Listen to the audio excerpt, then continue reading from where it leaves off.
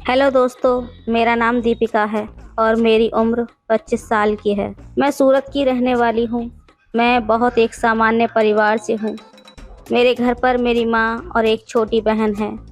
मेरे पापा जी कुछ साल पहले ही गुजर गए थे, तो घर की जिम्मेदारी माँ और मुझ पर आ गई। मेरी माँ स्कूल में टीचर है। उनकी जॉब से हमारा घर बस किसी तरह से चल रहा था। 18 साल की उम्र में मैंने अपनी 12वीं की पढ़ाई पूरी कर ली थी और कुछ काम की तलाश करने लगी, पर मुझे मन का सा काम नहीं मिल पा रहा था। पर एक दिन मेरी किस्मत बदल गई। एक शाम को 7 बजे मैं घर जाने के लिए बस स्टॉप पर खड़ी थी, पर कुछ साधन नहीं मिल पा रहा था। तभी एक कार आकर मेरे बगल में रुकी और कार में सवार आदमी ने मुझसे पूछा, कहीं जाओगी क्या? मैंने ना में सर हिला दिया, पर उसने बोला, डरो नहीं मुझसे, रात होने को है। अगर कहीं जाना है तो बता दो, नहीं तो कोई बात नहीं। मैं सोचने लगी कि बात तो सही है कि रात होने वाली है, अब पता नहीं कुछ साधन मिलता भी है या नहीं। तो मैंने उन्हें बता दिया। वो बोला, मैं वहीं से होकर गुजरूंगा, चाहो तो चल सकती हो। मैं पीछे वाली सीट पर बैठ गई। कुछ दूर जाने के बाद ही उसने मुझसे पूछा, क्या करती हो? मैं बोली, अभी कुछ नहीं कर रही, अभी बस हायर सेकेंडरी की पढ़ाई पूरी की है। हम दोनों ऐसे ही बात करते रहे। उसको इतना तो पता चल गया था कि मैं काम की तलाश कर रही हूँ, पर उसने कुछ बोला नहीं। ऐसे ही मेरा घर आ गया और मैं गाड़ी रोकने को बोली। गाड़ी रुकने पर मैं उतर गई और थैंक्स बोली। उसने मुझे रुकने को कहा और मुझे अपना कार्ड दिया और बोला, अगर काम की ज़रूरत हो तो मेरे ऑफिस में कुछ जगह खाली है, अगर चाहो तो एक बार आकर देख लेना। मैंने कार्ड लिया और थैंक्स बोलकर घर चल दी। पहले तो मैंने ज़्यादा ध्यान नहीं दिया, पर रात में सोते वक्त उस आदमी की याद आई। मैंने तुरंत उठकर अपने पर्स से वो कार्ड निकाला और देखा तो किसी सॉफ्टवेयर कंपनी का लग रहा था। मैंने वहाँ जाने की सोची, मगर अगले दिन संडे था, तो मैंने मंडे को जाने का तय कर लिया। मंडे को मैं जल्दी से उठकर तैयार हुई और ऑटो लेकर वहाँ पहुँच गई। वहाँ जाकर देखा तो बहुत ही बड़ा और शानदार ऑफिस था।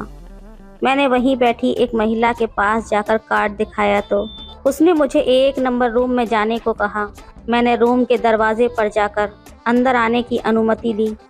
अंदर जाते ही देखा तो सामने वही आदमी था। उसने मुझे देखते ही कहा, अरे तुम आओ आओ बैठो ना। मैं बैठ गई। उसने कहा, ज़रूर तुम काम के लिए यहाँ आई होगी। मैं बोली, जी हाँ।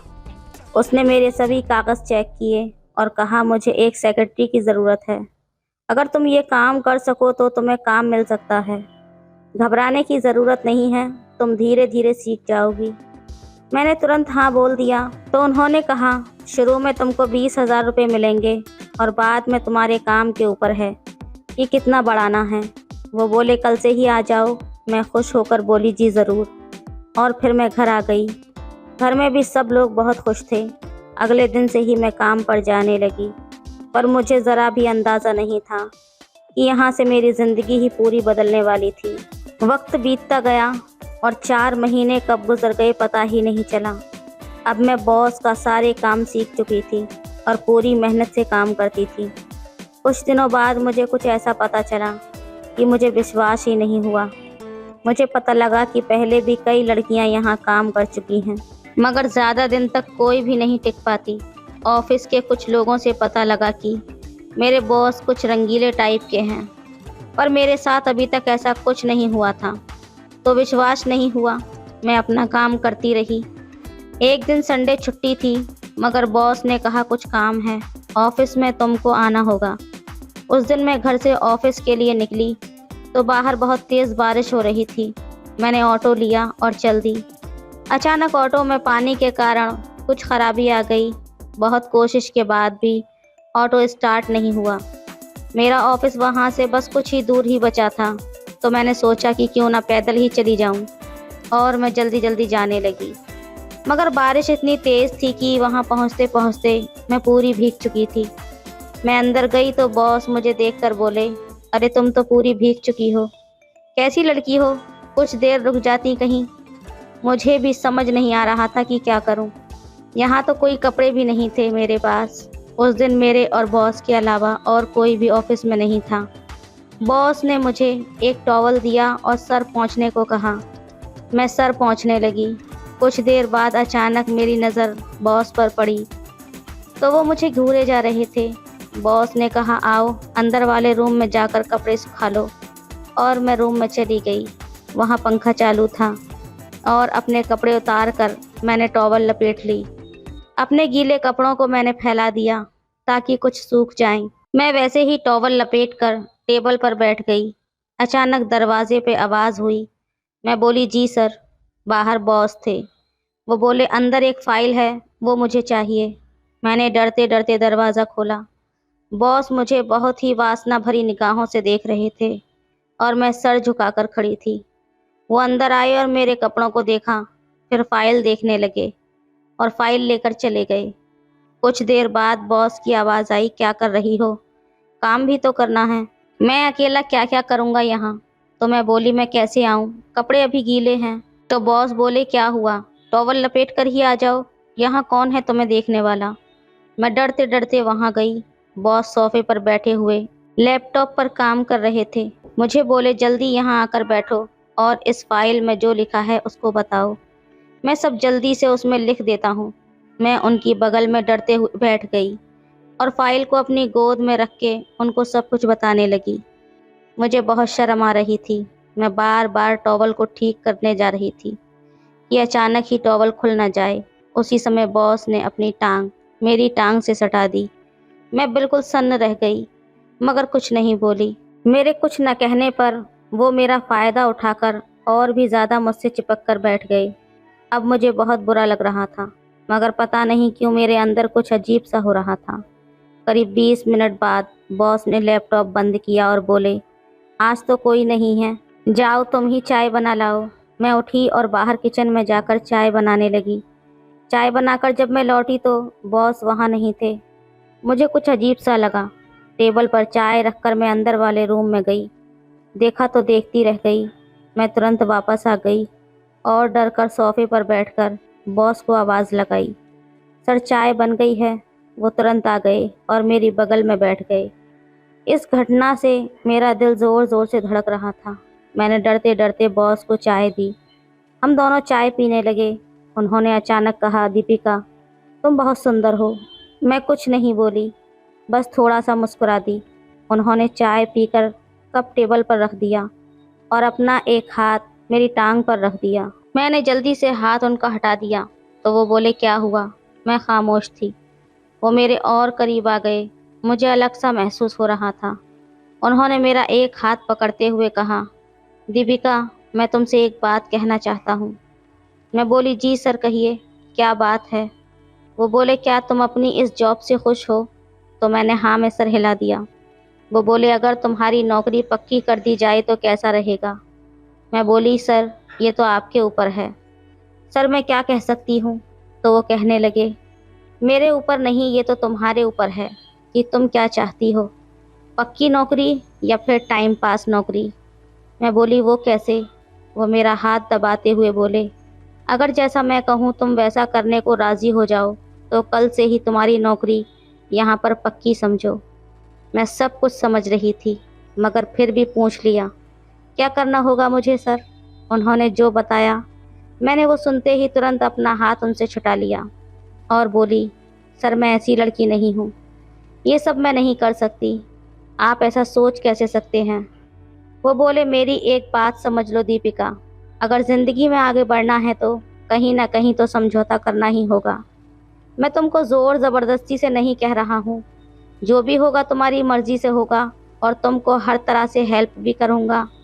तुम और तुम्हारा परिवार एक अच्छी ज़िंदगी जी सकते हो, सोच लो। इतना कहकर वो उठे और बोले, मैं बाहर से एक सिगरेट पी कर आता हूँ। अगर तुमको मेरी बात मंजूर है तो रुकना, नहीं तो चली जाना, मैं बुरा नहीं मानूंगा। जैसा अभी तक चल रहा है सब वैसा ही चलता रहेगा। और वो इतना कहकर चले गए। मैं अकेली बैठी सोचती रही कि क्या करूं। मन में आया कि चली जाऊं। तभी मेरे मन में आया कि अगर मैंने बॉस की बात नहीं मानी तो वे कुछ दिनों में ही मुझे नौकरी से निकाल देंगे। तो पता नहीं फिर नौकरी मिलती है या नहीं। और घर की हालत भी ठीक नहीं है। छोटी बहन की पढ़ाई को भी देखना है। अगर मैं बॉस की बात मान लेती हूँ तो घर और अच्छे से चल सकता है। और मैं वापस आकर सोफे पर बैठ गई। कुछ देर में बॉस आए और आते ही मुझे देखकर उनके चेहरे पर एक मुस्कान आ गई। वो बोले, तुम गई नहीं? मतलब कि तुम मेरी शर्तें मानने को तैयार हो? मैं उनकी तरफ देखकर बोली, हाँ, पर आपको पहले मेरी नौकरी पक्की करनी होगी। वो बोले, हाँ बिल्कुल, कल ही। और फिर वो मुझे अपनी कार से छोड़ने मेरे घर चल दिए। घर पहुंचकर उन्होंने मेरी माँ को खुशखबरी भी दे दी कि मुझे नौकरी में पक्का कर दिया गया है और मेरी सैलरी अब 20,000 से 50,000 कर दी गई है। मेरे घर पर सभी बहुत खुश थे, मगर उनको क्या पता था कि मैं आज अपने आप को बेच कर आई थी। ऐसे ही एक सुबह मैं ऑफिस के लिए तैयार हो रही थी कि तभी बॉस का फ़ोन आया और मुझे अपने फार्म हाउस पर आने को बोल दिया। कहने लगे कि घर में बता दो कि 2-3 दिन के लिए बाहर जाना है। मैंने अपने बैग में कुछ कपड़े रखे और माँ को बताकर मैं सीधा वहीं चली गई। मैं जानती थी कि पक्का वही काम होगा जिसके लिए मैं ये जॉब कर रही हूँ। जब वहाँ पहुँची और अंदर गई तो देखा कि कुछ और लोग भी वहाँ मौजूद थे। मैंने सोचा कि शायद कोई मीटिंग होगी। सब बैठकर किसी काम के लिए बात कर रहे थे। 2-3 घंटे तक मीटिंग चलती रही। मीटिंग ख़त्म होने के बाद बॉस ने फार्म हाउस के नौकर को बुलाया और कान में कुछ कहा। वो तुरंत किचन में गया और बहुत कुछ खाने पीने का सामान ले आया। उसमें एक केक भी था। बॉस ने मेरे हाथ से केक कटवाया और सबने नाश्ता किया। उसके बाद सभी लोग जाने लगे। बॉस उन लोगों को बाहर तक छोड़ने गए। मैं वहीं पर बैठी रही। जब बॉस वापस आए तो मैंने देखा कि बाकी सभी लोग तो जा चुके थे, लेकिन उनमें से एक आदमी नहीं गया था। बॉस ने मुझे फ्रिज से वाइन लाने को कहा, तो बॉस ने कहा, 2 गिलास क्यों लाई हो, एक और लेकर आओ। तुम भी तो हो। मैंने मना कर दिया, सर मैं नहीं पीती। तो बॉस ने कहा, रोज़ नहीं, पर आज ख़ास दिन है, आज तो पीना ही होगा। मैं कुछ देर रुकी, फिर जाकर एक और गिलास ले आई। बॉस ने तीनों गिलास में वाइन और आइस डाली और मुझे एक गिलास दिया। मुझे बहुत कड़वा लग रहा था, मगर किसी तरह मैं पूरा पी गई। मुझे तुरंत ही नशा सा लगने लगा। उस आदमी ने बॉस के कान में कुछ कहा। बॉस ने मुझे पास आकर बैठने को कहा। उस आदमी ने मेरा गिलास उठाया और अपने हाथ से मुझे पिलाने लगा। मैंने बॉस की तरफ देखा तो बॉस ने कहा, अरे कोई बात नहीं, पी लो। अगर प्यार से पिला रहे हैं तो। मुझे कुछ अच्छा नहीं लग रहा था। तभी बॉस ने कहा, दीपिका सुनो, ये यहाँ 2 दिन तक रुकने वाले हैं और इनकी सेवा के लिए तुमको यहाँ इनके साथ रहना होगा। मैं बोली, मतलब सर? मतलब कि इनकी देखभाल करनी है। मुस्कुराते हुए बोले कि बाकी तुम समझदार ही हो। ना चाहते हुए भी मुझे हाँ करना पड़ा। बॉस बोले, चलो मैं अब चलता हूँ। फिर वो बोले, अगर कोई प्रॉब्लम हो तो मुझे फ़ोन करना। मैंने हाँ में सर हिला दिया, मगर अंदर से अजीब सा डर था कि मैं कहाँ फंस गई आज। वो आदमी मुझे बड़ी ही गंदी निगाहों से देख रहा था, जैसे खा ही जाने वाला था मुझे। बॉस के ऊपर आज मुझे बहुत गुस्सा आ रहा था कि मुझे किसके साथ छोड़कर चले गए हैं। मेरा सारा नशा हवा में उड़ चुका था। नौकर भी मुझे बड़े गौर से देख रहा था। जब मैंने उसे अपने पास बुलाया और उसका नाम पूछा तो उसने अपना नाम मुझे गोपी बताया। वो किसी गांव का लग रहा था। बॉस का फार्म हाउस शहर से दूर सुनसान इलाके में था। यहाँ ज़्यादा लोग आते जाते भी नहीं थे। कुछ देर बात करने के बाद नौकर भी अपने सर्वेंट रूम में चला गया। उसके बाद उस आदमी ने अपनी गलत हरकतें शुरू कर दी और मेरे मना करने के बावजूद भी वो मेरे साथ ज़बरदस्ती करने लगा। जब मैं उठकर बाहर जाने लगी तो उसने दरवाज़ा बंद कर दिया। मैंने ज़ोर ज़ोर से चिल्लाना शुरू कर दिया। मेरी आवाज़ सुनकर नौकर दौड़कर अंदर आ गया। वो दरिंदा मेरे साथ मारपीट करने लगा। तभी नौकर ने एक टेबल उठाकर उस दरिंदे के सर पर दे मारी, जिससे वो वहीं पर गिर गया और वहाँ से भागने लगा। नौकर ने उसे वहाँ से भगा दिया। उसके बाद नौकर ने मुझसे कहा, मैम साहब, आप यहाँ पर क्यों आई थीं?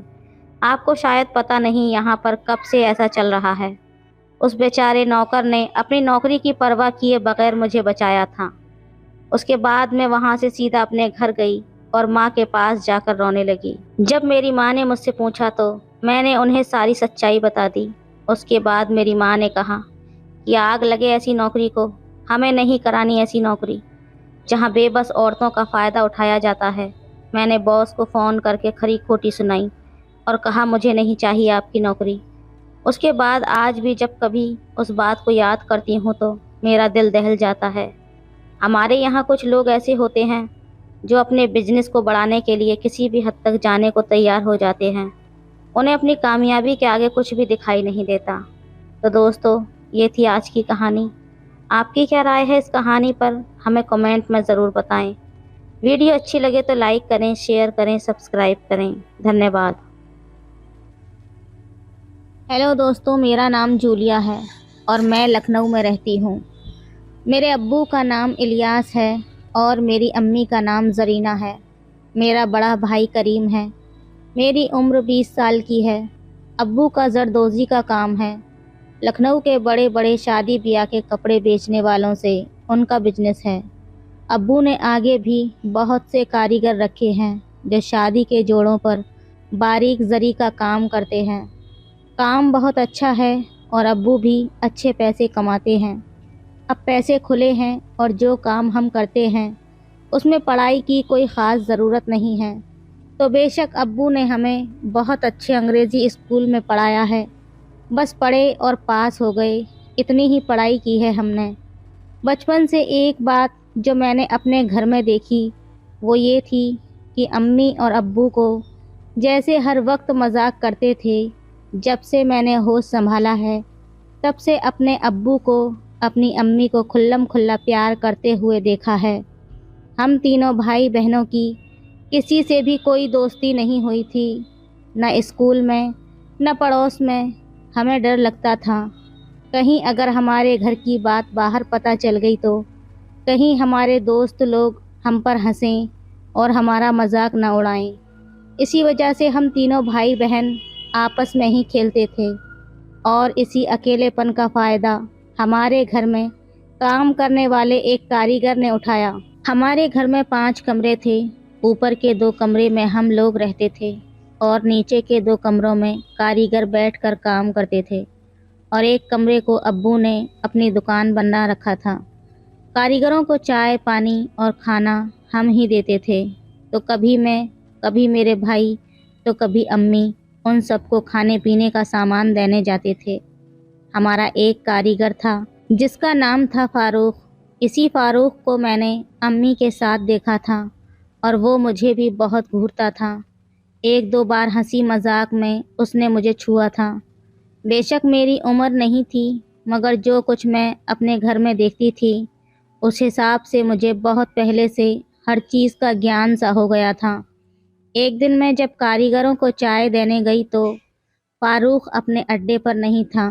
मैंने उसकी चाय रखी और जैसे ही पलटी वो पीछे से आ गया। उसने कहा कि वो मुझे पसंद करता है। मैं कुछ कहती इससे पहले ही फ़ारूक बोला, देखो मेरी शादी नहीं हुई है। मैं सिर्फ चुपचाप उसको देख रही थी। मैं समझ नहीं पा रही थी कि मैं क्या करूं। इतनी देर मैं बेड पे लेटी खुद से ही कश्मकश में उलझी रही।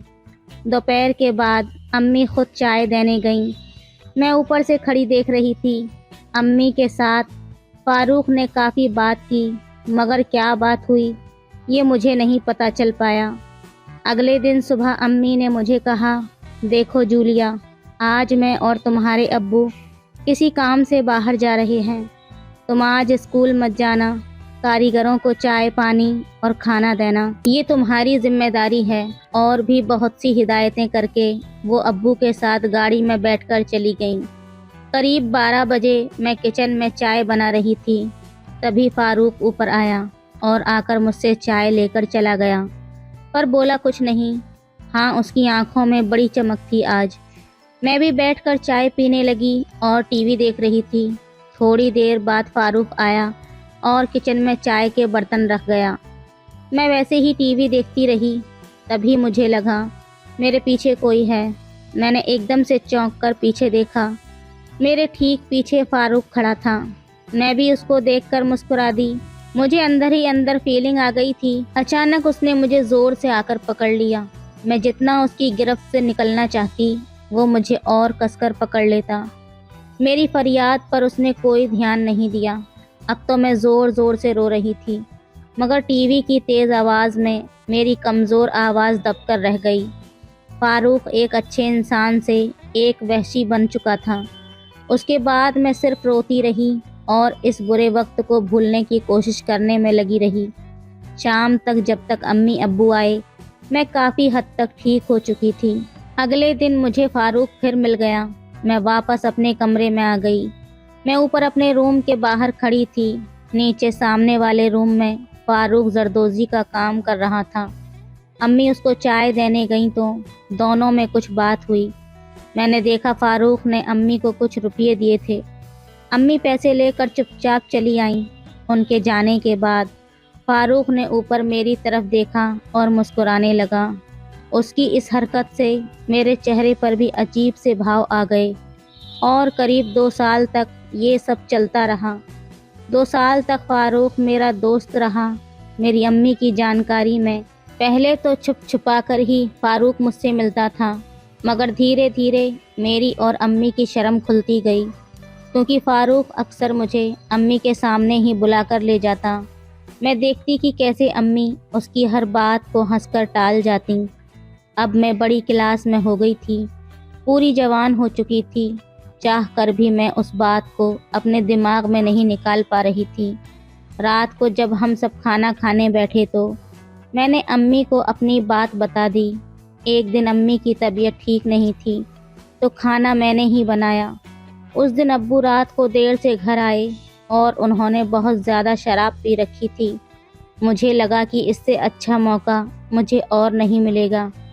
भाई तो दोनों खाना खाकर सो चुके थे।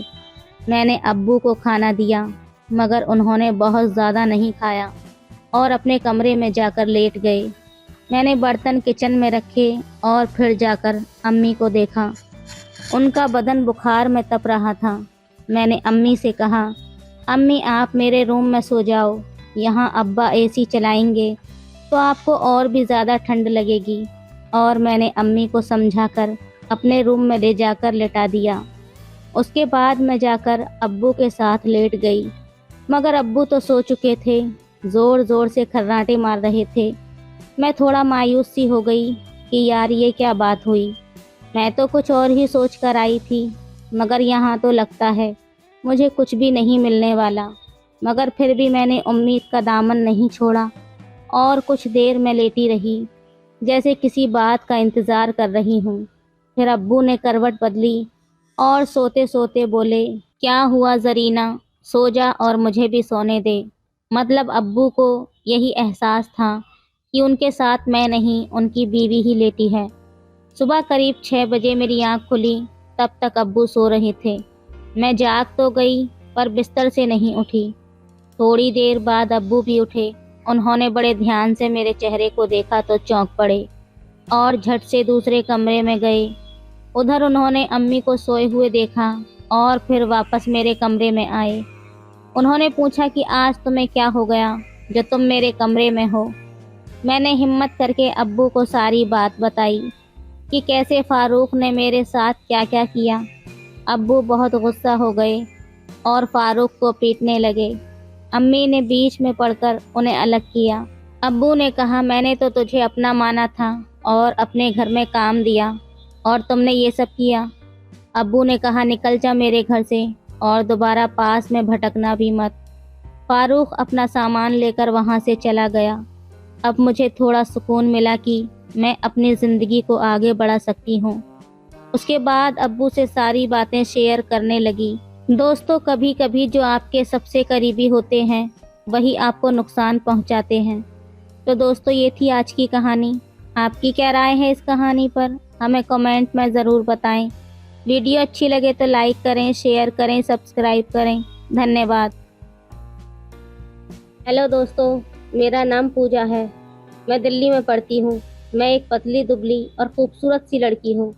दुबली पतली होने की वजह से मेरे भैया और मेरे पापा मुझे हमेशा चिढ़ाते रहते थे, लेकिन वो मुझसे प्यार भी बहुत ज़्यादा करते थे। मैं जब भी पढ़ाई करने के लिए मौसा के घर जाती तो भैया और पापा के आंखों में आंसू आ जाते, लेकिन जब मैं घर पर रहती तो वो लोग मिलकर मुझे परेशान करते रहते थे। मेरे पापा मुझसे बिल्कुल दोस्त की तरह व्यवहार करते थे। कभी कभी जब मुझे घर आना होता था तो मेरे पापा ही मुझे कॉलेज लेने आते थे और मुझसे ऐसे बातें करते थे जैसे वो मेरे पापा नहीं बल्कि मेरे फ्रेंड हो। मेरे पापा को देखकर मेरी सभी फ्रेंड मुझसे कहा करती थी, काश तेरे पापा के जैसे भी हमारे पापा होते। दोस्तों, मैं आपको बता दूं कि मैं पढ़ाई करती हूँ, इसलिए मुझे मौसा के घर पर ही रहना होता है। मैं तो घर से ही कॉलेज जाना चाहती थी, लेकिन मेरे घर से कॉलेज बहुत दूर पड़ता था। इसलिए मौसी और मौसा ने मुझे जिद करके अपने यहाँ बुला लिया और कहने लगी, बेटा तुम यहीं पर आ जाओ, तुम्हारा कॉलेज भी हमारे यहाँ से नज़दीक पड़ता है। मौसी ज़्यादा जिद कर रही थी, इसलिए पापा भी मना नहीं कर पाए, लेकिन वो हर संडे को मुझे मौसी के यहाँ लेने पहुँच जाते थे। मेरे मौसा बैंक में जॉब करते हैं और मेरी मौसी हाउसवाइफ है। इस समय गर्मियों की छुट्टियां चल रही थीं, इसलिए मेरे पापा मेरे पास कॉल कर रहे थे कि मैं तुम्हें कल सुबह लेने आ रहा हूँ। वैसे भी अब तुम्हारे स्कूल में छुट्टियां चल रही हैं। मैंने कहा, ठीक है पापा, आप सुबह आ जाओ और मैं मौसा लोगों से पूछ लेती हूँ। पापा कहने लगे, मैं मौसा और मौसी से बात कर लूँगा, तुम सुबह तैयार रहना। पापा मुझसे ऐसे बोल रहे थे जैसे वो अब मेरे बिना एक पल भी नहीं रह पाएंगे। पता नहीं पापा की कैसे रात कटती होगी। मेरी कॉल काटने के बाद पापा ने मौसी के नंबर पर कॉल की और थोड़ी देर इधर उधर की बातें की और फिर कहने लगे, साली जी, आप तो जैसे मेरी बेटी को भेजना ही नहीं चाहती हैं। आप मेरी बेटी को मुझसे अलग करके बहुत बुरा कर रही हैं। पापा हंसने लगे और मौसी कहने लगी, अरे जीजा जी, पूजा तो इतनी प्यारी गुड़िया है कि कोई भी उसे अपने पास रखने को सोचे। मेरा बस चले तो मैं आपकी पूजा को पास आने ही न दूं। आप जब भी आते हैं पूजा को मुझसे अलग कर देते हैं। और हंसने लगी। फिर पापा बोले, तो साली जी तैयार रहना, कल सुबह जब मैं पूजा को लेने आऊँगा तो आपको भी साथ में आना पड़ेगा, फिर बाद में नखरे नहीं चलेंगे। पापा की बात सुनकर मौसी बोली, अरे जीजा जी, ऐसी कोई बात नहीं है, आपका जब मन करे हो आप बुला लीजिए, मैं तो आपके लिए ही बनी हूँ। और मुस्कुराने लगी। मौसी को भी मजाक करने की बहुत ज़्यादा आदत थी, क्योंकि मेरी मौसी की शादी के अभी 5 साल ही हुए हैं। इससे पहले तो वो पापा की साली ही थी। मौसी कहने लगी, मैं नहीं रोकूंगी, लेकिन 3 दिन और दे दीजिए, मुझे मेरे एक दोस्त की शादी में जाना है और वो उत्तर प्रदेश की रहने वाली है। मैं 3 दिनों में वापस आ जाऊंगी, तब आप पूजा को ले जाना। मौसी की बातें सुनकर मैं थोड़ा उदास हो गई, लेकिन बस 3 दिनों की ही तो बात थी, सोचकर थोड़ा खुश हो जाती। पापा मौसी की बात को मान गए और मुझे अब मौसी के यहाँ 3 दिन और रहना पड़ेगा। मैं अपने कमरे में बैठी ये सब सोच ही रही थी कि तभी बात करने के बाद मौसी मेरे कमरे में आई और कहने लगी, बेटा पूजा, कल मुझे दोस्त की शादी में जाना है। ट्रेन सुबह 6 बजे है, तो सुबह जल्दी उठना पड़ेगा और नाश्ता भी बनाना पड़ेगा, तो सुबह उठकर मेरी मदद करवा देना। मैंने कहा, जी मौसी, आपको सुबह कहना भी नहीं पड़ेगा, मैं सुबह ही उठ जाऊंगी। मौसी कहने लगी, मेरी प्यारी गुड़िया, दोस्तों मेरा नाम पूजा है, लेकिन प्यार से सभी लोग मुझे गुड़िया ही बुलाते हैं। मैं सो गई और सुबह जल्दी उठ गई और मौसी और मौसा के लिए नाश्ता बना दिया। मौसी को जल्दी जाना था, इसलिए वो अपना नाश्ता पैक करके निकल गई।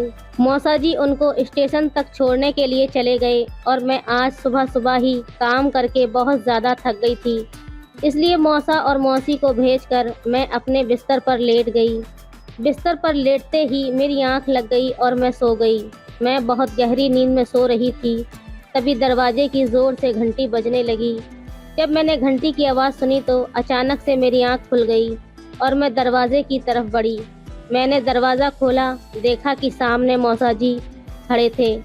मैंने मौसा जी से पूछा, मौसा आपने छोड़ दिया मौसी को? तो मौसा जी कहने लगे, हाँ छोड़ दिया, लेकिन ट्रेन में बहुत ज़्यादा भीड़ थी, पता नहीं कैसे जाएगी। मौसा की हालत देख के लग रहा था कि ट्रेन में कितनी भीड़ होगी। मौसा जी पूरे पसीने में भीगे हुए थे। वो मुझसे पूछने लगे कि क्या कर रही थी तुम? मैं कब से दरवाजे की घंटी दबा रहा हूँ। मैं कहने लगी, कुछ नहीं मौसा जी, मेरी आंख लग गई थी तो मैं सो गई थी। मौसा जी कहने लगे, कोई बात नहीं, मैं बैंक के लिए तैयार हो जाता हूँ, तुम खाना लगा दो। मैंने कहा, ठीक है मौसा जी, मैं खाना लगा देती हूँ। थोड़ी देर बाद मौसा जी नहा धोकर तैयार होकर बाहर आ गए। मैंने टेबल पर मौसा के लिए खाना लगा दिया। मौसा जी खाना खाने के बाद बैंक के लिए निकल गए। मैंने भी मौसा जी को भेजकर अपना किचन का काम करने लगी। किचन का काम खत्म करने के बाद मैं नहाने के लिए चली गई। मैं नहाने जा ही रही थी तभी मुझे याद आया कि मैंने अपने कुछ ड्रेस धुलने के लिए रखे थे। मैंने अपने सारे कपड़े धोकर सूखने के लिए छत पर डाल दिए। उसके बाद मैं नहाई और अपने कमरे में जाकर सो गई। पंखे की ठंडी हवा में मुझे पता ही नहीं चला कि मैं कितनी देर से सो रही हूँ। फिर उसके बाद मैं उठकर खाना खाया, थोड़ी देर पढ़ाई की और फ़ोन चलाया। तब तक शाम के 7 बज चुके थे। मौसा जी वापस आ गए थे। मौसा जी मुझसे पूछने लगे, पूजा आज खाने में क्या बनाया है? मैंने मौसा जी से कहा, मौसा जी आज तो कुछ भी नहीं बनाया, लेकिन जो आप बोल देंगे मैं आपके लिए बना दूंगी। मौसा जी अपना बैग सोफे पर रखते हुए वहीं पर बैठ गए और कहने लगे, पूजा एक काम करो, आज तुम खाना बनाने को रहने दो और तुम जाओ तैयार हो जाओ। आज हम बाहर चलते हैं खाना खाने के लिए। लेकिन मैंने अपने सारे कपड़े धो दिए थे, वो तो अभी सूखे भी नहीं थे। तो मैं बहुत देर बैठकर सोचती रही कि क्या करूं और क्या पहनूं। तभी मुझे याद आया कि मेरे पास एक ब्लैक कलर का ड्रेस रखा है, लेकिन वो शॉर्ट है, पता नहीं मौसा जी को अच्छा लगेगा या नहीं। मैंने सोचा मैं मौसा जी से ही पूछ लेती हूँ। मैं मौसा जी के पास वो ड्रेस लेकर पहुँच गई और मौसा जी से कहने लगी, मौसा जी मैंने अपने सभी कपड़े धो दिए हैं। मुझे पहले नहीं पता था कि हम लोग बाहर चलेंगे। मेरे पास केवल यही एक ड्रेस है, लेकिन ये बहुत ज़्यादा शॉर्ट्स है। मौसा जी कहने लगे, तो उसमें क्या हुआ, तुम यही पहन लो, अच्छी तो लग रही है ड्रेस। मैंने कहा ठीक है मौसा जी, मैं यही पहन लेती हूँ। मौसा भी अपने रूम में तैयार होने के लिए चल दिए। थोड़ी ही देर बाद मौसा जी तैयार होकर आए और मुझे बुलाने लगे, पूजा तैयार हो गई क्या? अभी टाइम लगेगा, हमें लेट हो रहा है। मैं कहने लगी बस मौसा जी 1 मिनट लगेगा। तब तक मौसा जी बैठकर मेरा इंतज़ार करने लगे। मैंने अपने होठों पर हल्की पिंक कलर की लिपस्टिक लगा ली और बहुत कम मेकअप किया, जिससे मैं नेचुरल लग रही थी और मैं बाहर निकल कर आई। मौसा जी ने मुझे देखा और देखते ही रह गए और कहने लगे, अरे वाह पूजा, तुम तो बहुत ही प्यारी लग रही हो। अच्छा चलो हम चलते हैं। मैंने कहा ठीक है मौसा जी। मैंने अपना हैंड बैग लिया और बाइक पर बैठ गई। मौसा जी कहने लगे, तुम हैंड बैग रहने दो, वैसे भी वहाँ उसका कोई काम भी नहीं है। मैंने भी ठीक समझा और अपना हैंड बैग घर पर ही छोड़ दिया। उसके बाद हम घर से ताला लगाकर चल दिए शहर की ओर। मेरे यहाँ से शहर करीब 6-7 किलोमीटर दूर था। मैं भी काफ़ी दिनों से बाहर नहीं गई थी, तो मौसा जी को लगा शायद मैं भी घर में परेशान हो गई होंगी। जब हम लोग शहर जाते हैं तो बीच में एक सुनसान रास्ता पड़ता है। हम लोग आराम से बातें करते हुए जा रहे थे और 15-20 मिनट के बाद एक रेस्टोरेंट में पहुंच गए। लेकिन रेस्टोरेंट में बहुत ज़्यादा भीड़ थी। हम लोग बाहर इंतज़ार करने लगे। मौसा जी कहने लगे क्यों ना हम दूसरे रेस्टोरेंट में चले जाएं, लेकिन मुझे सबसे ज़्यादा वही रेस्टोरेंट पसंद था, तो मैंने मौसा जी से मना कर दिया और कहने लगी, नहीं मौसा जी, मुझे यही पसंद है, मैं और कहीं नहीं जाऊंगी। मौसा जी कहने लगे ठीक है, जैसा तुम्हें अच्छा लगे। हम लोगों ने थोड़ी देर इंतज़ार किया, फिर हमें वहाँ पर खाली सीट मिल गई।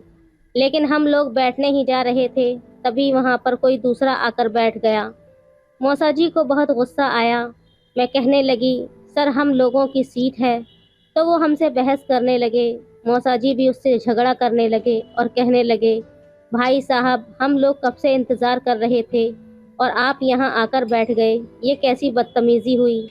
उसके बाद हम लोगों ने एक वेटर को बुलाया और उनको समझाया, तो थोड़ी देर बाद वो लोग मान गए और वहाँ से हट गए। उसके बाद वेटर हमारे पास मेन्यू लेकर आ गया। मौसा जी मेन्यू दिखाते हुए कहने लगे, पूजा तुम्हें जो पसंद हो वो मंगा लो, मैं भी वही खा लूँगा। वैसे भी रेस्टोरेंट में मेरी कुछ समझ नहीं आता कि क्या ऑर्डर करूं। मैंने मेन्यू देखते हुए उसमें से कुछ चीज़ें ऑर्डर कर दी।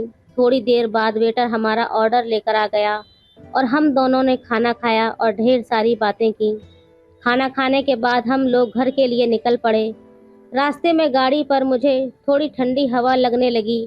हवा के उन सरसराहट के झोंकों से मुझे नींद सी आने लगी। रात के 11 बज चुके थे। और ठंडी हवा का क्या कहना। इस वक्त हम लोग सुनसान रास्ते पर आ गए थे। वहां से इस समय कोई भी नहीं निकल रहा था। पूरा रास्ता सूना पड़ा था और मुझे बहुत ज़्यादा डर लग रहा था। हम लोग जा ही रहे थे, तभी कुछ ही दूरी पर हमें एक हल्की सी लाइट दिखी। हम लोग उसके पास गए, तभी एक आदमी हमारी तरफ टॉर्च लगाते हुए गाड़ी के सामने आ गया। मौसा जी ने गाड़ी रोक दी। वो आदमी कहने लगा, भाई साहब मेरी मदद कर दीजिए, मैं इस सुनसान रास्ते पर फंस गया हूँ। थोड़ी दूरी पर मेरी एक गाड़ी है जो ख़राब हो गई है, वो स्टार्ट नहीं हो रही। तब मैं समझी कि वो एक किसान है जो अभी फंसा हुआ है। वो आदमी कहने लगा, मैं बहुत देर से इंतज़ार कर रहा था लेकिन कोई भी यहाँ से निकल नहीं रहा। आप मेरी मदद कर दीजिए। 2 किलोमीटर आगे मेरा गांव है, आप वहाँ मुझे छोड़ दीजिए, फिर मैं वहाँ से अपने घर के लिए निकल जाऊँगा। पहले मौसा को उसकी बात पर यकीन नहीं हो रहा था। फिर मौसा जी मुझसे पूछने लगे, पूजा तुम ही बताओ मैं क्या करूँ। मैं थोड़ा सोचने लगी। फिर मैं कहने लगी, मौसा जी ये बेचारा यहाँ फंस गया है और हमारे बात पता नहीं फिर इसे कोई मिलेगा या नहीं। मौसा जी कहने लगे, ठीक है। मौसा जी के पीछे मैं बैठी हुई थी। मौसा जी कहने लगे, पूजा तुम दोनों तरफ को बैठ जाओ। मैं दोनों तरफ को पैर करके बैठ गई। फिर वो बूढ़ा किसान मेरे पीछे बैठ गया। थोड़ी दूरी पर वहाँ हमें एक खराब गाड़ी मिली। वो किसान कहने लगा, भाई साहब यही मेरी गाड़ी है जो खराब हो गई है, अब सुबह मैं इसे बनवाऊंगा। मौसा जी कहने लगे, ठीक है, तुम सही से बैठ जाओ, मैं तुम्हें छोड़ दूंगा। थोड़ी दूर जाने पर किसान कहने लगा, बस बेटा यहीं पर रोक दो, मेरा घर आ गया है, बस यहीं से थोड़ी दूर है। वो किसान मौसा जी का शुक्रिया अदा कहने लगा। मौसा जी कहने लगे, इसमें शुक्रिया वाली कोई बात नहीं है, ये तो मेरा फर्ज है। फिर थोड़ी देर बाद हम लोग भी घर पहुंच गए और मुझे बहुत ज़्यादा नींद आ रही थी, इसलिए मैं घर पहुंचते ही बिस्तर पर लेट गई और मुझे तुरंत नींद आ गई और मैं सो गई। दोस्तों ये कहानी का पहला भाग है, इसका अगला पार्ट कल आएगा। तो दोस्तों आपको ये कहानी कैसी लगी हमें कमेंट में ज़रूर बताएं और वीडियो को लाइक और शेयर करना बिल्कुल न भूलें। धन्यवाद। न भूलें। रात का वक्त था। अचानक मुझे माँ की आवाज़ सुनाई दी। वो दादाजी से कह रही थी कि तुम्हारे इस रात के काम की वजह से मैं तो बहुत परेशान हो चुकी हूँ। रोज़ रोज़ इस तकलीफ़ से मैं पूरी तरह तंग आ चुकी हूँ। तुम्हारी उम्र इतनी हो चुकी है, फिर भी तुमसे ये रोज़ कैसे हो जाता है? ये बात मेरी समझ में नहीं आती। उन दोनों की बातें सुनकर मैं हैरान हो गई थी। हेलो दोस्तों, स्वागत है आप सभी का हमारी एक और रोमांचक कहानी में। उम्मीद करती हूँ आपको ये कहानी बेहद पसंद आएगी। आज मैं 15 साल की हो गई हूँ और मेरा नाम संजना है और मैं एक गांव में रहती हूँ। हमारे गांव में पानी और बिजली की बहुत समस्या है, इसलिए गांव के लोग सूरज ढलते ही अपने काम ख़त्म करके खाना खाकर सो जाते हैं। जब मैं छोटी थी तभी मेरे पिता हमें छोड़कर इस दुनिया से चले गए थे। हमारे घर में मैं, मेरी माँ और मेरे दादाजी रहते हैं। हम खेती करके ही अपना गुजारा करते हैं। माँ और दादाजी दिन भर खेतों में मेहनत करते थे और अनाज उगाते थे। इसी तरह हमारी ज़िंदगी बहुत अच्छी तरह सुकून से चल रही थी। मैं स्कूल में पढ़ाई कर रही थी, इसलिए माँ और दादाजी मुझे खेत में काम करने नहीं जाने देते थे। माँ का कहना था कि तू पढ़ लिख कर बड़ी हो और हमारे गांव का नाम रोशन कर, एक बड़ी अफसर बन। मुझे भी माँ का सजाया हुआ सपना पूरा करना था और उसके लिए मैं भी मन लगाकर पढ़ाई करती थी। दादाजी अब बूढ़े हो रहे थे, लेकिन फिर भी वो बहुत प्यारे थे। शाम को वो मुझे अच्छी अच्छी कहानियाँ और किस्से सुनाते थे, लेकिन उनका एक सच अब मेरे सामने आने वाला था, जिस पर यकीन करना मुश्किल था। एक दिन रात को लगभग 10 बजे कुत्तों के भौंकने की आवाज़ से मेरी नींद खुली थी। जब मैंने अपनी आंखें खोली तो देखा कि माँ और दादाजी कहीं जा रहे थे। उनके हाथ में एक टॉर्च थी, लेकिन हमारे गांव में तो सभी लोग अंधेरा होते ही सोने चले जाते हैं। फिर इतनी रात को दादाजी और माँ कहाँ जा रहे थे? उन्होंने मुझे इसके बारे में कुछ भी नहीं बताया। इन्हीं विचारों में मैं कब फिर से सो गई पता ही नहीं चला। अगले दिन सुबह जब मेरी आँख खुली तो माँ और दादाजी घर में ही थे। माँ बहुत ज़्यादा थकी हुई लग रही थी। उसकी साड़ी काफ़ी गंदी और ख़राब हो गई थी। मुझे उठने का एहसास तो था, लेकिन मैं भी बिस्तर पर ही पड़ी हुई थी। माँ को ये पता नहीं था कि मैं जाग चुकी हूँ, तभी मैंने माँ की आवाज़ सुनी। माँ दादाजी से कह रही थी कि आपके इस रात के काम से मैं तंग आ चुकी हूँ। रोज के इस झंझट से मैं पूरी तरह से थक चुकी हूँ। आपकी इतनी उम्र हो गई है, फिर भी आपसे ये रोज कैसे हो जाता है? ये मेरी समझ से बाहर है। मेरे उन दिनों में भी आप मुझे आराम नहीं करने देते। माँ की ये बात सुनकर मैं बहुत हैरान हो गई थी। मुझे समझ नहीं आ रहा था कि इस पर कैसी प्रतिक्रिया दूं, क्योंकि माँ की बात मुझे आधी अधूरी समझ में आई थी। लेकिन इतना तो तय था कि माँ किसी परेशानी में है। मैं उठकर माँ के पास आ गई और कहा, माँ मुझे स्कूल जाना है, मेरा टिफ़िन बना दो। मैं नहाकर आती हूँ। माँ का चेहरा मुरझाया हुआ था। यकीनन रात में माँ के साथ कुछ हुआ था। मैं तैयार होकर स्कूल चली गई, लेकिन स्कूल में भी मेरे मन में वही बात चल रही थी कि माँ को आखिर ऐसा क्या हुआ और दादाजी ऐसा क्या करते हैं कि माँ को रात में बाहर ले जाते हैं। लेकिन रात में जब मैंने देखा था तो माँ दादाजी के साथ जा रही थी और ऐसा कुछ नहीं लग रहा था कि दादाजी उसे ज़बरदस्ती बाहर ले जा रहे हैं। माँ भी सहमत थी। मेरे दिमाग में तरह तरह के विचार चल रहे थे। स्कूल छूटते ही मैं घर आई। माँ और दादाजी अभी अभी खेत से घर खाना खाने आए थे। उस रात भी मैंने माँ और दादाजी को बाहर जाते हुए देखा था। अगले दिन सुबह भी माँ की वही हालत थी। रात को बाहर जाकर माँ और दादाजी आखिर ऐसा क्या करते हैं, यही बड़ा सवाल मेरे सामने था। माँ रोज़ की तरह दादाजी को डांट रही थी। माँ कह रही थी कि अब ये सब बस करो, रोज़ रात को तुम मुझे बहुत थका देते हो, ढंग से नींद भी नहीं आती। सुबह उठकर घर में काम करो, सबका ध्यान रखो, खेत में मेहनत करो, और कितना मुझे थकाओगे। माँ की बातें सुनकर मुझे भी उसका दर्द समझ में आ रहा था। मैं झट से उठकर माँ के पास आ गई और उससे पूछा, माँ आपको क्या हुआ है? मैं कुछ मदद करूँ क्या? तुम दादाजी को रोज़ क्या कहती रहती हो? माँ गुस्से में बोली, तुझे समझ नहीं आएगा, तू अभी छोटी है, तू अपना काम कर, तेरा टिफ़िन तैयार है। माँ ने मुझे ढंग से जवाब भी नहीं दिया, लेकिन मुझे जानना था कि माँ को परेशानी किस बात की हो रही है, और इस परेशानी के पीछे ज़रूर ये रात को बाहर जाने की ही वजह हो सकती है। ऐसा मैंने अंदाज़ा लगाया, लेकिन माँ कुछ भी बताने को तैयार नहीं थी। और रात को इनके पीछे जाऊँ तो जाऊँ कैसे? मुझे तो इन विचारों से ही डर लग रहा था। आज का दिन भी वैसे ही बीत गया। मैं स्कूल से घर आई। माँ और दादाजी भी शाम को खेत से घर आए। फिर सुबह से माँ की तकरार फिर से शुरू हो गई। माँ कह रही थी, कभी तो मुझे आराम करने दो।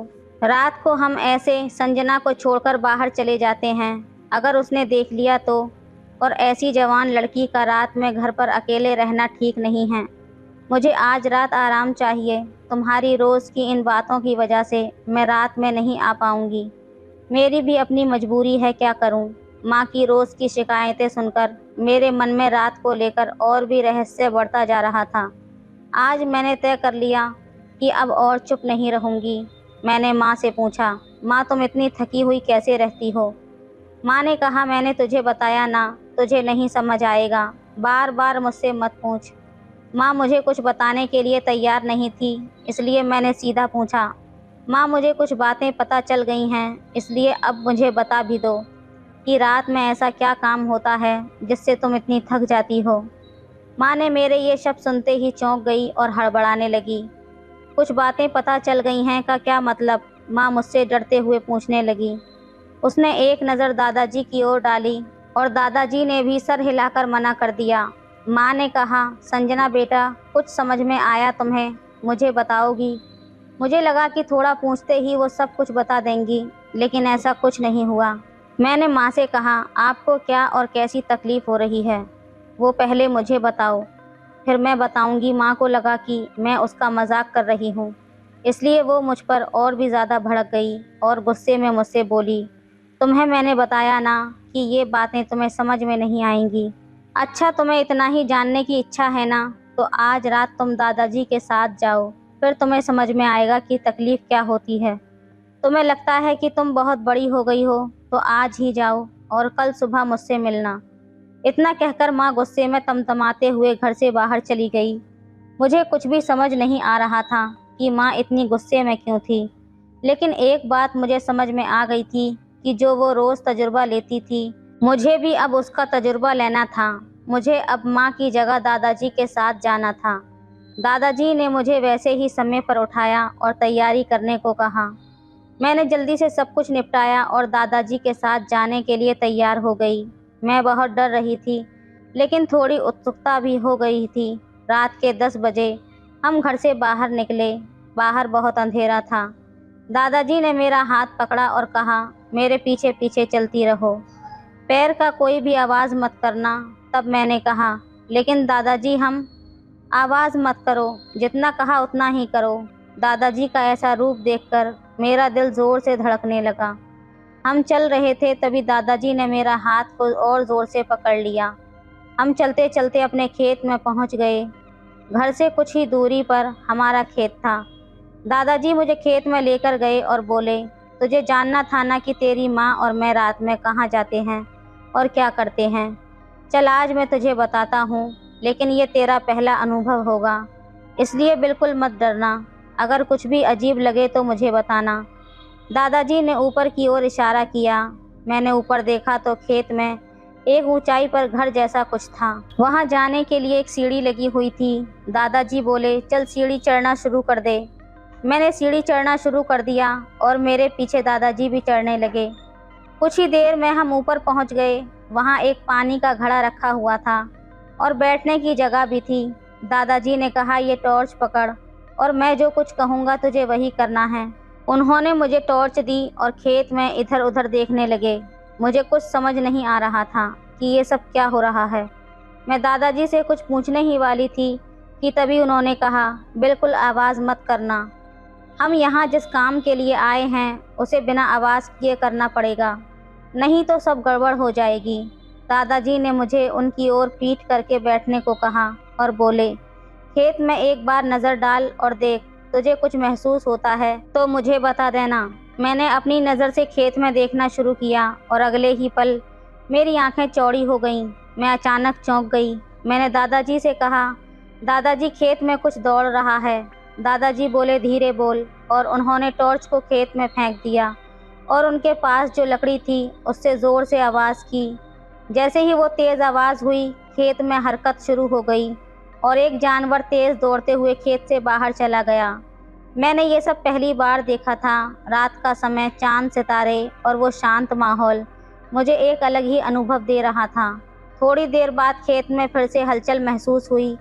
दादाजी ने फिर से उन जानवरों को भगा दिया। उन्होंने मुझे बताया कि तुम्हारी माँ और मैं बहुत मेहनत और खेती करते हैं। रात के समय जंगल से जानवर आते हैं और हमारी फसल को नुकसान पहुँचाते हैं, इसलिए रात के समय हमें बारी बारी से जागकर खेत की रखवाली करनी पड़ती है। इसलिए मैं और तुम्हारी माँ रात में खेत में आते हैं, लेकिन रोज़ की थकान से तुम्हारी माँ परेशान हो चुकी है और तुम्हें भी स्कूल जाना होता है। इसी वजह से तुम्हारी माँ का तनाव बढ़ गया है। दादाजी के अपने परिवार के प्रति चिंता देखकर मेरा दिल भर आया था, लेकिन खेत की रखवाली करना मेरे लिए नया था और इसमें मुझे मज़ा भी आने लगा था। पूरी रात दादाजी और मैंने खेत की रखवाली की। दादाजी भी अपने जीवन के अनुभव मुझे बड़े ही दिलचस्प तरीके से सुनाते रहे। रात कब बीत गई पता ही नहीं चला।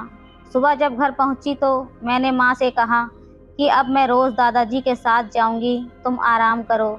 और इस तरह जो काम माँ मजबूरी में करती थी वो मैं खुशी खुशी से करने लगी थी। तो दोस्तों, ये थी आज की कहानी। आपको कैसी लगी हमें कमेंट में ज़रूर बताएं। वीडियो अच्छी लगे तो लाइक करें, शेयर करें, सब्सक्राइब करें। धन्यवाद। सब्सक्राइब करें।